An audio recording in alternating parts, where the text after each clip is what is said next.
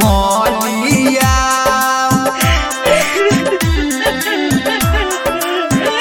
आ गई मौलिया जहर के खेलियो घरवा छोड़लियो तैयो न भेलाई गई मौलिया आ गई मौलिया जेना जेना कहले तेना तेना केलियो तैयो न भेले गे आरके रिकॉर्डिंग स्टूडियो माधोपुर।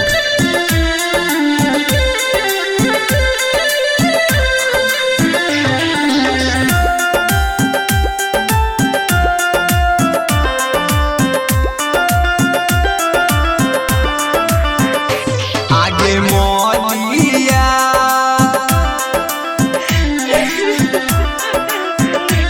आगे मौलिया हेलो को न गलती छोड़